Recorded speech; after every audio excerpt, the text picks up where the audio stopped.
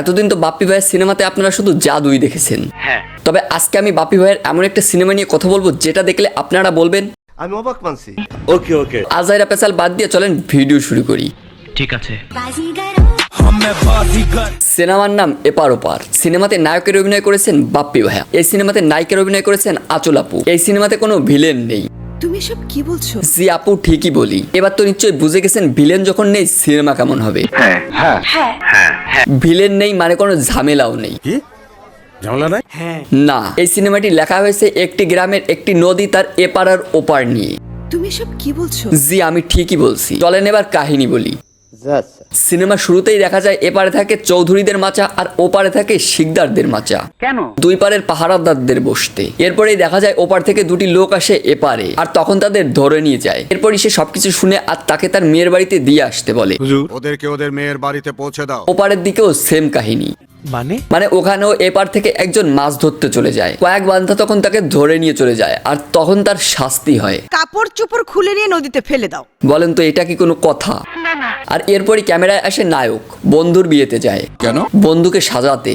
আমারও বিবাহের আলাপ চলতেছে। বুঝছি, এখন থামেন। এরপরই ক্যামেরায় আসে নায়িকা। সে যায় তার দিদির বিয়েতে। হ্যাঁ ধরছেন ঠিক, নায়কের বন্ধুর সাথেই তার দিদির বিয়ে। নায়ক গেছে তার বন্ধুর বিয়েতে, নায়িকাও যাবে। নায়কের সাথে তার বন্ধুর দেখা হবে আর এরপরই তাদের প্রেম হবে, তাই তো? এই কথা কম বলবা, কথা বেশি বললে থাপড়ায় দাঁত ফেলা হবে। এরপরই নায়ক পালিয়ে পালিয়ে দেখতে যায় তার ভাবিকে আর গিয়ে দেখে আসে নায়িকাকে। আমার বন্ধুর পছন্দ আছে। ওদিকেও সেম কাহিনী। নায়িকা দেখতে আসে ভায়াকে কিন্তু এসে দেখে যায় নায়ককে।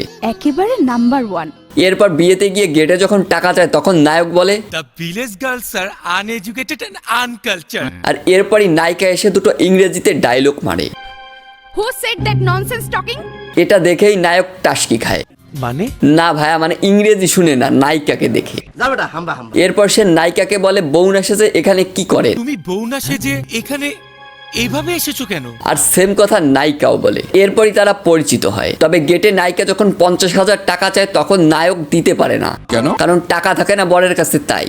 আমি তো সঙ্গে করে 20,000 টাকা এনেছি। আফসোস। কিন্তু বরের কাছে টাকা না থাকায় টাকা দিতে পারে না, তাই বাকি রেখেই গেট ছেড়ে দেয় নায়িকা। বাকিটা কাল পেয়ে যাবে। মানে বিয়ের টাকা বাকি থাকে আর কি। আর এরপরই বিয়ে হয়। কিন্তু নায়ক আর নায়িকার একটা প্রেম হয়ে যায়। আর এরপরের দিন তারা দুইজন দেখা করে। দেখা করার পরই তাদের একটা রিলেশন তৈরি হয়। আর এরপরই নায়িকাকে নিতে আসে তার চাচা। এরপর নায়ক জেনে যায় নায়িকা ওপারের মেয়ে। হাসিম শিকদার তো আমাদের চিরশত্রু।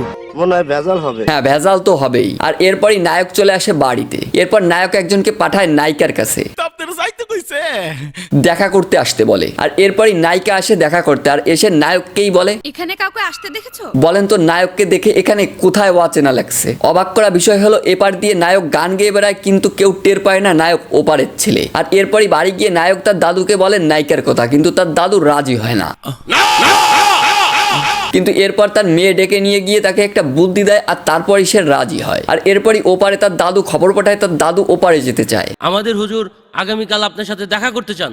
কেন? বিয়ের কথা বলতে। আমারও বিবাহের আলাপ চলতেছে। এটা সবাই জানে। এরপরে তার দাদু ওপারে বিয়ের প্রস্তাব নিয়ে যায়। তারপর বিয়েও হয়। কিন্তু বিয়ে করে যখন নিয়ে আসে তখন তার দাদু নায়ককে বলে নায়িকাকে তালাক দিতে। এই মুহূর্তে তোর বিয়ে করা বউকে তুই তালাক দে। কেন? কারণটা একটু পরে বলছি। এরপর নায়ক বলে আমি তো পারবো না। এরপর তার দাদু তার মেয়েকে বলে নায়িকাকে টেনে হিসড়ে ওপারে ফেলে দিয়ে আসতে। ওর হাত ধরে টেনে হিসড়ে শিকদারের বাড়িতে ফেলে দিয়ে আসো। আর তার মেয়ে তখন তাই করে। আর এরপরই নায়ক যায় তাদের বাড়িতে। কেন? বউ আনতে, কিন্তু তারা মেয়ে দেয় না। যেখানে দাঁড়িয়ে আছো সেখান থেকে ফিরে যাও। কিন্তু কেন এরকম করলো এটা শুনতে চায় নায়ক। আপনাদের সাথে দাদার এমন কি শত্রুতা ছিল? এরপর সব কাহিনী খুলে বলে ইলিয়াস কানসর আগে তার মেয়েকে বিয়ে করেছিল কিন্তু বাসর রাতেই সে অজ্ঞান হয়ে যায়। এরপর ডাক্তার বলে আপনার স্ত্রী তো সন্তান সম্ভব। আর এরপরই সে তাকে এইভাবে টেনে হিসড়ে ওপারে ফেলে দিয়ে আসে। আর এই জন্য সে তার প্রতিশোধ নিল। এরপরই নায়ক বাড়িতে এসে বলে তুমি অন্যায় করেছো, তাই তোমাকেই ক্ষমা চাইতে হবে। এরপরে নায়ক আবার চলে যায় ওই বাড়িতে বউ আনতে, কিন্তু সেই গ্রামের আমজনতা তাকে মেরে কলার ভেলায় করে ভাসিয়ে দেয়। এরপর নায়ককে পায় নায়কের সেই বন্ধু, নিয়ে হসপিটালে যায়। সুস্থ হয় নায়ক আবার যায় নায়িকাকে আনতে, এবার গিয়ে নিয়েই আসে। এরপর দুই বাড়ি থেকে দুইজনে বন্দুক একটা নিয়ে বেরিয়ে পড়ে নায়ক নায়িকাকে খুঁজতে। একটা সময় তাদের খুঁজে পায়। তবে নায়ক নায়িকা তখন রেল লাইনের উপর দাঁড়িয়ে বলে শিকদার আর চৌধুরী বুকে বুক মিলাবে, নয়তো আমাদের দুজনের লাশ দেখবে। এরপরই তারা বুকে মুখ মেলায়। আর মিলন হবে তখন তার ফুপু মারতে যায় নায়িকাকে, তখন পিছন থেকে তাকে মেরে দেয় নায়কের দাদু। এরপর মিলন হয়, সিনেমা এখানেই শেষ হয়ে যায়। তো সিনেমা যখন শেষ, আমি এর থেকে কি করব, আমিও আজকের মতো বিদায় নিতে যাচ্ছি। ভিডিও ভালো লাগলে লাইক কমেন্ট শেয়ার, মন চাইলে সাবস্ক্রাইব করুন। ভালো থাকবেন, সুস্থ থাকবেন, বাই।